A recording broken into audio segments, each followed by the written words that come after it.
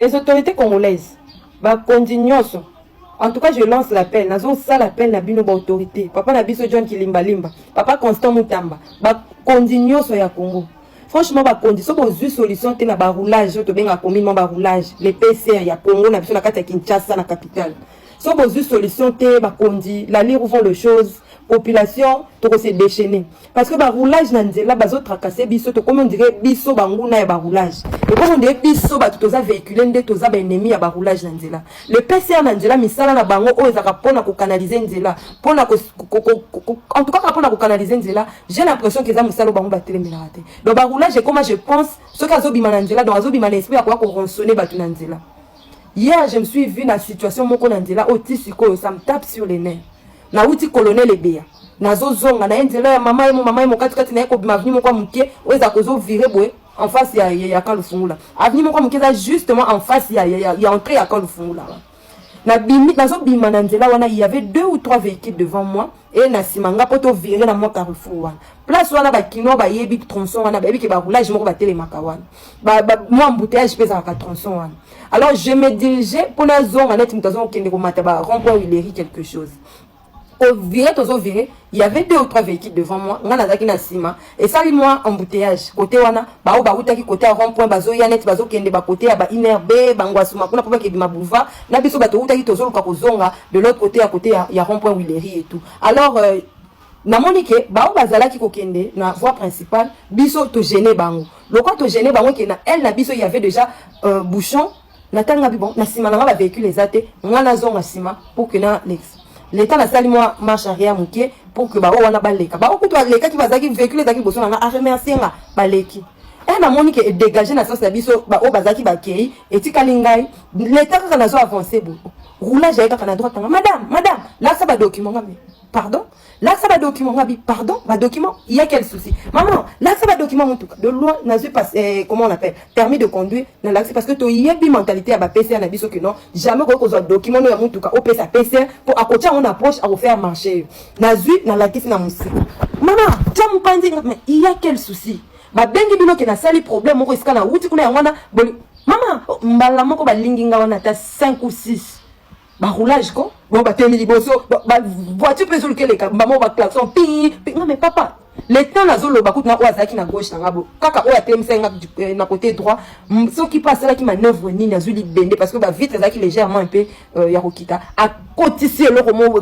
kumba moko ya portière mbala moko akoti na kati ya mutuka mbala moko madame Chamupandi, yoza mwasi mabe, toana kanda, yoza nani na mboko, kutu premier ministre azo samba et tout, bongo kaka yo, premier ministre tile lo kutu azo samba ndeko, na biso roulage baboma ki so pe kabea, tile lo zana na malili et tout, ah bon?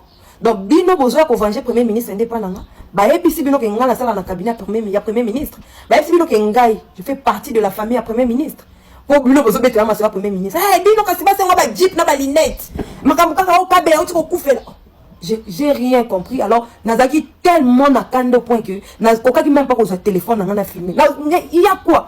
Roulage avant de na kata mutuka. Il y a les autorités faites quelque chose. Parce que dans le moment où je réfléchissais à 2 possibilités. Na koma gina idée soit na fond la sac na parfum na pomper parfum na misu na bomeka misu soit na zoé le quoi zaki na kati ngam na zaki na volant. Na kima na koma na niveau mo place mo na que toute ta voiture kana elle na comme ça soit problème. Mais pendant que je pensais à tout ça, nazaki pe ko kanisa famille nanga. Je suis une mère de famille, na mobali nanga na pena libota nanga ba parents nanga na bandeko nanga. Donc je me disais que na rotika mobali nanga na rotika famille nanga na condition.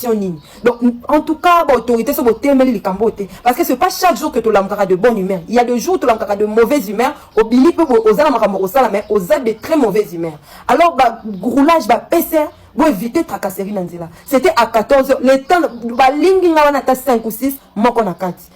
Klaxon va bon, na tia mupandi, et là, au côté, kota na kati il y a quel problème, au bino, au zunga, karaboye, maman na kota na kati. Mais quand on a sa voiture, ezali, na l'axe bino permis nanga. Donc, na bino kota na kati. Oh, kota, yozanda. J'étais vraiment traumatisée, j'étais perdue, j'étais très en colère. Na komi ko loba na ona ko kai ko lobate l'état na bini na zulu kana expliquer roulage moko utaki de nulle part et pas ko yawan na bandi ko expliquer mbala moko ba bengi soki porta tout mbala moko na moni ba camion na bangwana o yaka kotombola ba voiture ba mbala moko ye etombola na misu nanga. Il y a des gens qui ont filmé hein ba tomboli na voiture ba kotia na kan lufungula na tikali libanda na ba passa mususu bazaki na ba kiti na ba voiture na bango ba tonto moko madame calmez-vous osiliki makasi neta okokota na kati te kuneza nini territoire na bango o pesa bango raison et tout na telemi wana muntu échauffé donc de 14h na kolonga place wana 18h. Bah écoute, bimisela nga ba infraction non, ozana rétroviseur mais rétroviseur na nga yango bo monyo na kati ya voiture. Côté na outil rétroviseur ba tout na wewa rétroviseur ekwe. Yango yo. Nazo mi diriger na kimpoanza place ba tchaka biloko wana pour que bazongisela nga rétroviseur. Ezate yango eza na kati ya voiture bo monyo. Ekwe yaki na kiti na lokoti na tiango pe na siège ya liboso place ye roulage avant. Mais il y a quoi? Donc roulage na mboka na biso a conscientiser ka mutu te que non madame ne rétroviseur ekwe bo eto rétroviseur ezate eza infraction, il faut ozongisa ngo. To tamboli na ba mboka ba ozoka routier ata na Congo ya ngambu na biso ah jamais reko tracasser mutu na nzela mais vraiment ils m'ont tracassé hier au point que na se perdre na zanga na makasi.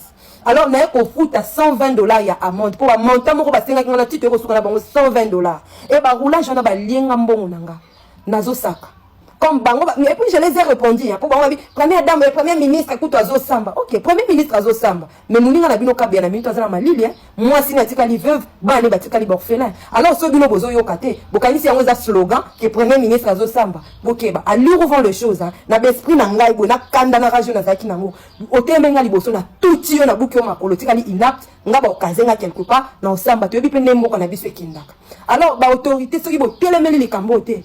Alors tu se rebeller na nzela et comme na moment moko to ko banda ko agir na façon moko ezala raté to bano même makaka ndenge bango ba roulage bango même biso les autorités na lancé appel avec beaucoup de peine et ça Congo na biso za mboka na biso to za ba umbute batu bocha na nzela comme ba roulage ba PC wana bazo tracasser biso pour rien bazo embêter biso na nzela pour rien du tout. L'autre alors ils m'ont pris la tête de 14h à 18h na futi mbongo batu wana balenga mbongo ba monde sengote ba roulage wana ba monde na bola muté et de génération en génération donc na lobby avec na passe na muté avec beaucoup de peine na futi mbongo na koka ko somba loso na koka ko tsamwa miliki sukali na ndako nanga bazuna ngo pour rien du tout.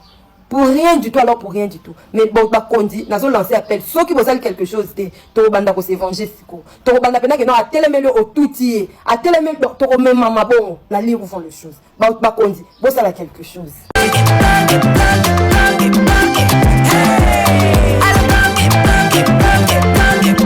Oyoki elenge ya Congo. Tapez les mains, tapez les mains, tapez les mains, tapez les mains, tapez les mains, tapez les mains. Monsieur, ce gars JR aïe a joué tout quoi tindika on tindi en général. Au bec à massa to ça mané officier. On a même la lobby. Ouais, zonga boy. On a même la lobby. Monsieur, zonga boy. Zonga boy. L'âme la lobby en haut. Ce gars moutoyer. Non, filmé na tindi en général. Ce gars moutoyer JR a joué tout quoi au bec à massa on a même la samba. Oye bango boyo so lisusu boya. Boyo samba na filmé na tindi en général. So yala batino la beta mbuma na yebisio na olaksa yo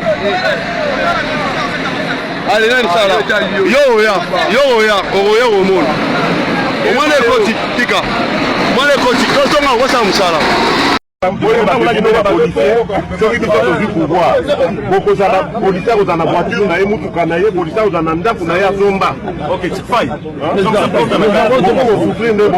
Je suis tel monsieur, Nalobi bien, député, oh les sénateurs, professeurs, les journalistes en service, les médecins, pilo bota pe batu mikolo. Batouana koyana bango te na bureau, tika bango. Les professeurs d'université, respectez bango. Soka zangi document, yeb se no prof, le kaka kakende. Naboy kokanga bikangela te, toyo canadien. Tout qui est parqué pour nini ba policier bazo sala boye botala ne bazo beta mukolo mutuka mboko yo mboko ekobonga te hein papa ministre Constant Mutamba taela biso no makambu oyo tozoyeba te tozana ba parking te eloko nini ezo sala ke bakanga mituka na biso soke parqué bon créer ba parking pona biso hein c'est devenu de trop. Nous tout le temps que nous avons 150 $200 pour nani boye. Pour le camoyen pour le parking avant pour tirer bajo sur le terrain.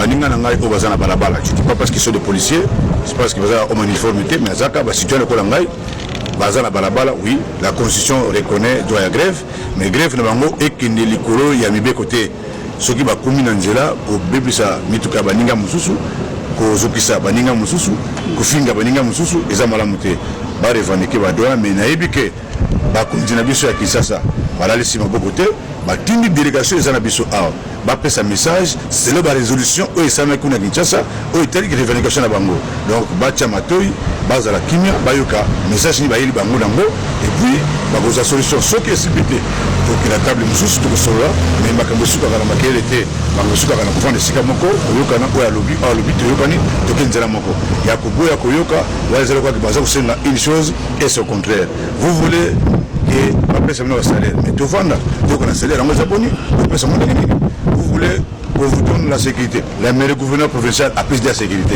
assis à PCB tout comme balai il y a l'encruiser il y a Sika donc ça là surveillance continue et il y a sécurisation et la zone numéro 1 Koruta Matadi qui Kazangulu et la solution pour les barrières les barrières sont enlevées mais il y a il y a Miteni les a pas sauté, Miteni les a à Kinshasa. Mon collègue de Kinshasa peut aussi passer à alléger un mot. À telle condition, chez nous, il y a une zone air, il y a légèrement, dans la tenda côté dans la ville de Matadi pour une zone moquée. Basi bachango batravers bandits na moniti na ba revendication aussi dans niveau province au côté na baba ti le zate parce que nous avons tous des familles à nourrir, nous avons tous des familles à sauvegarder avec na osenga bango le temps va sengi biso na ba kongo Kinshasa to reprendre na misala batala soki ekokoka be kokate ko so ba so na balabala ba mbongo bazo réclamer ona ba ebisi biso boy chaque employeur à chaque lui mitindo ya kofuta bango selon palier ndenge bayokanaki batala soki salaire ekokite bakobisa bakonzi ya solo bolobaki na biso ke salaire ekokite mais nano bakokisite yo zaka na balabala kofinga kotumbuka eza malamu te zonga na musala zela fin du mois ya octobre nde bapromete biso mbongo ekopesa so epesami te boyi mpe na bakonzi mokonzi olobaki mbongo yango mbongo epesami te alors tosala ndenge nini akopesa badirective mosusu tokestion na négociation mosusu solution ekozwama